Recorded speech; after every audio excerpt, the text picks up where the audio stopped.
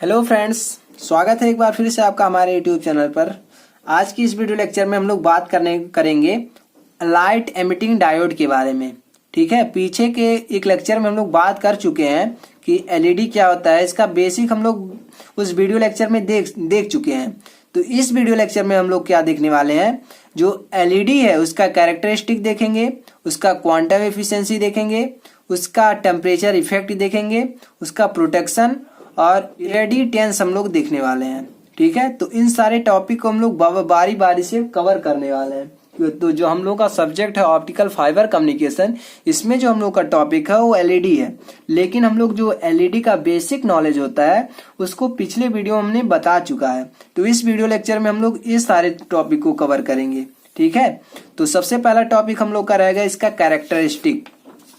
तो एलईडी का जो कैरेक्टरिस्टिक होता है वो कुछ इस तरह से होता है। ठीक है, तो इसका सिंबल हम लोग सबसे पहले देख लेते हैं। आपका एनोड है, आपका कैथोड है। सिंबल कुछ इस तरह से होता है एलईडी का। पिछले लेक्चर में हमने बता चुका है कि एलईडी का सिंबल कैसे होता है। सेम डायोड की तरह होता है, बट इसमें तीर का निशान होता है, मतलब जो लाइट है उसको एमिट कर रहा है। तो हम लोग जानते हैं कि एलईडी का काम क्या होता है कि जो इलेक्ट्रिकल सिग्नल होता है उसको लाइट सिग्नल में चेंज करता है। ठीक है, तो हम लोग जो ऑप्टिकल ट्रांसमीटर यूज कर रहे हैं वहां पे हम लोग ये एलईडी का यूज करते हैं या फिर लेजर का यूज करते हैं। इसलिए बहुत इंपॉर्टेंट हो जाता है जानना हम लोग के लिए कि एलईडी एक्चुअली होता क्या है, इसके कैरेक्टरिस्टिक क्या होते हैं। ठीक है, तो इस फिगर से समझते हैं इसका कैरेक्टरिस्टिक। इसी फिगर को हम लोग बोलते हैं कैरेक्टरिस्टिक ऑफ एलईडी। तो यहाँ पे देख सकते हैं इस एक्सिस पे आपका करंट है और इस एक्सिस पे आपका वोल्टेज है। तो इसमें क्या होता है कि यहाँ पे देख सकते हैं 0 है। जैसे फॉरवर्ड में हम लोग बढ़ाएंगे, फॉरवर्ड वोल्टेज बढ़ाएंगे तो यहाँ से कुछ इस तरह से ग्राफ जाएगा। ठीक है, अगर हम लोग यहीं पे रिवर्स बढ़ाएंगे, ठीक है, रिवर्स वोल्टेज बढ़ाएंगे तो इसका ग्राफ कुछ इस फॉर्म में आएगा। फिर एक निश्चित वोल्टेज के बाद, ठीक है, निश्चित वोल्टेज के बाद यहाँ से करंट का वैल्यू जो है वो तेजी से इंक्रीज हो जाएगा। ठीक है, तो यही होता है इसका कैरेक्टरिस्टिक। तो यहाँ पे जो करंट है इसको क्या बोलते हैं, रिवर्स लीकेज करंट। ठीक है, जो फॉरवर्ड बायस में जो करंट फ्लो होता है इसको फॉरवर्ड करंट बोलते हैं, इसको रिवर्स करंट बोलते हैं। तो यहाँ पे जो करंट फ्लो होगा, जो बहुत ही तेजी से करंट फ्लो होगा, इसको क्या बोलेंगे, रिवर्स लीकेज करंट बोलेंगे। तो ये होता है आपका एलईडी का कैरेक्टरिस्टिक। अब हम लोग देखने वाले हैं इसका दूसरा टॉपिक, क्वांटम इफिशियंसी।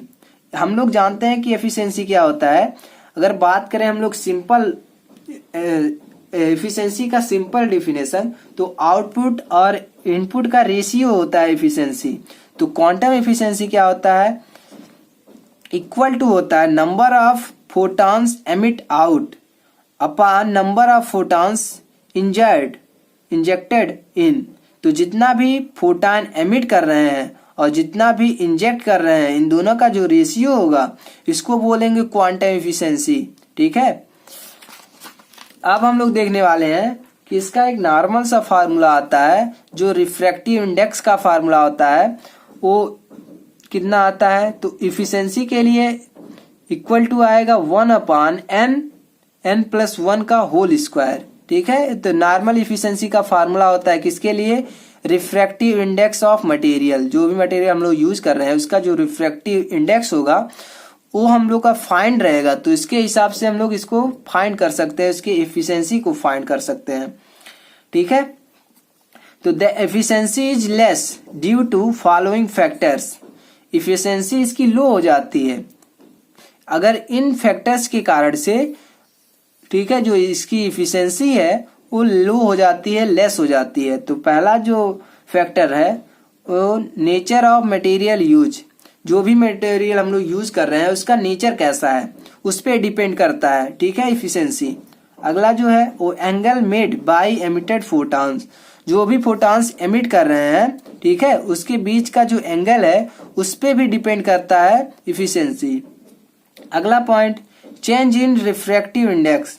जो n है, जो रिफ्रैक्टिव इंडेक्स है, जो अपवर्तनांक है, उसमें भी चेंज होगा तो इसके इफिशिएंसी को इफेक्ट करेगा। ठीक है, तो इन तीनों फैक्टर्स के कारण से जो इफिशिएंसी है वो लेस हो जाती है, उस पर इफेक्ट पड़ जाता है। अब हम लोग देखने वाले हैं इसका प्रोटेक्शन। प्रोटेक्शन ऑफ एलईडी, किस प्रकार से हम लोग प्रोटेक्ट करते हैं एलईडी को, ठीक है, जलने से बचाते हैं, खराब होने से बचाते हैं।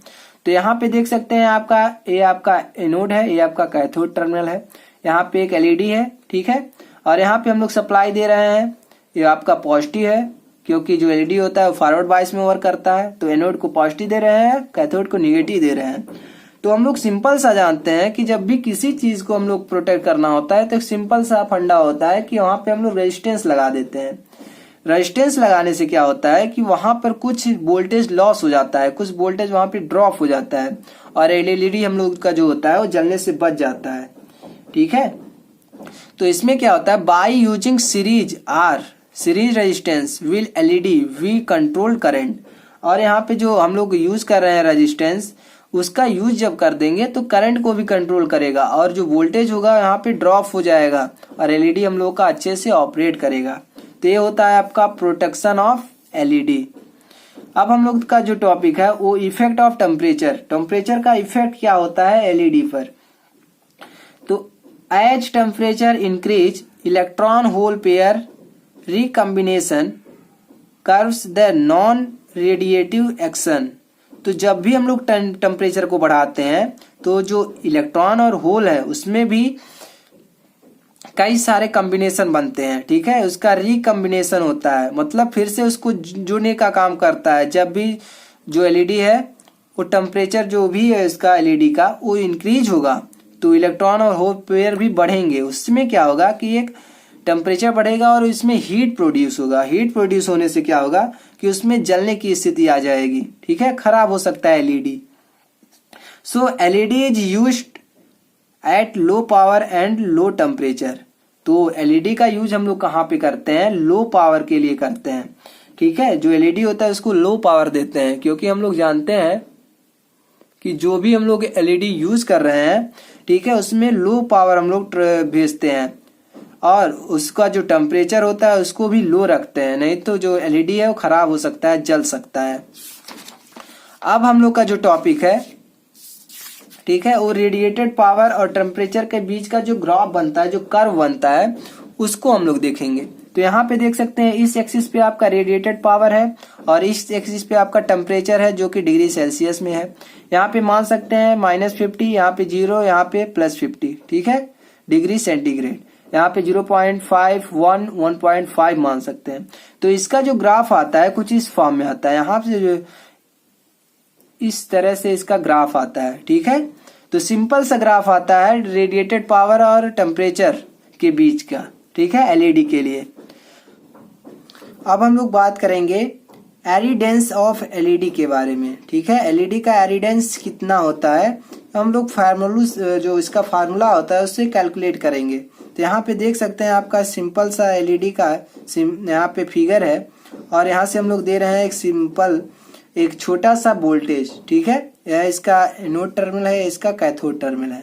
तो यहाँ से एक शंकु नुमाय बनता है, ठीक है, शंकु बनता है छोटा सा, जो भी यहाँ से जो भी लाइट यहाँ से रेडिएट होता है, जो भी लाइट एमिट होता है वो कुछ इस फॉर्म में होता है, ठीक है। तो यहाँ पे मान लेते हैं एक बना शंकु, इसका जो रेडियस है वो r है और यहाँ से यहाँ तक इसका जो लेंथ है वो d है, ठीक है, और यहाँ जो इसका पूरा टोटल जो एंगल है वो थीटा है और इसका जो हाफ का इसका एंगल हो जाएगा वो θ/2 हो जाएगा। तो हम लोग जानते हैं कि जो एरिडेंस ऑफ एलईडी होता है उसको H से रिप्रेजेंट करते हैं। तो H इक्वल टू होता है output power upon area. Output power कितना है और इसका एरिया कितना है, तो यहाँ से फार्मूला आ जाता है H इक्वल टू P0। इसका आउटपुट पावर कितना है, P0 है, और इसका जो एरिया है वो πr² है, क्योंकि शंकु है तो इसका πr² है, ठीक है। तो इसका जो फार्मूला आ गया H equal to P0 upon πr², यह आपका इक्वेशन नंबर फर्स्ट हो गया। अब हम लोग देखेंगे यहाँ पे फार्मूला लगाएंगे tan थीटा का, ठीक है। tan थीटा का जब फार्मूला लगाएंगे तो tan θ/2 r अपॉन डी हो जाएगा। तो tan θ/2 इक्वल टू r/d हो जाएगा। तो for small angle theta, small angle theta के लिए क्या होगा, tan को हम लोग निगलेक्ट कर लेंगे, उसको मान लेंगे tan नहीं है, ठीक है। तो यहाँ पे क्या होगा, theta by 2 equal to R by D हो जाएगा। तो यहाँ से जो आर की वैल्यू फाइंड होगा वो थीटा इंटू डी अपान 2 हो जाएगा, इक्वेशन नंबर सेकेंड। अब हम लोग फर्स्ट इक्वेशन से और सेकेंड इक्वेशन से देखते हैं। तो यहाँ पे जो फर्स्ट इक्वेशन था उसमें जो आर स्क्वायर था उसके स्थान पे हम लोग इतना पूरा पुट करेंगे, तो एच इक्वल टू हो जाएगा P naught upon pi R square के स्थान पे इतना हम लोग पुट कर दिए, ठीक है। तो इसका होल स्क्वायर हो जाएगा। तो इसका जो मेन फार्मूला आता है एच इक्वल टू आता है 4 पी नॉट, क्योंकि इसका जब स्क्वायर होगा तो नीचे वाले का भी स्क्वायर होगा, 2 का स्क्वायर होगा 4 होगा, जो 4 का स्क्वायर होगा तो ऊपर जाएगा, तो 4 पी नॉट हो जाएगा, अपान हो जाएगा पाई तो वही रहेगा, और इन दोनों का भी स्क्वायर हो जाएगा तो theta square into D square, ठीक है। तो ये उसका फार्मूला हो गया एरिडेंटेंस का, ठीक है। तो आई होप यह वीडियो लेक्चर आपको अच्छे से समझ में आया होगा कि एलईडी के जो कैरेक्टरिस्टिक है वो कैसा होता है, इसका कैरेक्टरिस्टिक, और इसका क्वांटम एफिशिएंसी क्या होता है, और इसका टेम्परेचर इफेक्ट क्या होता है, जो एलईडी होता है इसको कैसे प्रोटेक्शन प्रोवाइड कराते हैं, और इसका एरिडेटेंस क्या होता है, ठीक है। तो इन सारे टॉपिक को हमने इस वीडियो लेक्चर में कवर कर दिया है। तो मिलते हैं अगले वीडियो में, तब तक मस्त रहिए, खुश रहिए, पढ़ते रहिए। वीडियो पसंद आएगा तो वीडियो को लाइक कर दीजिएगा, और चैनल पर नए होंगे तो चैनल को सब्सक्राइब कर लीजिएगा। और हाँ, कमेंट में जरूर बताइएगा कि आपको यह वीडियो कैसा लगा, क्योंकि जो भी आने वाले लेक्चर्स हैं वो बहुत ही इंपॉर्टेंट होने वाले हैं। तो मिलते हैं अगले वीडियो में, तब तक बाय बाय, जय हिंद।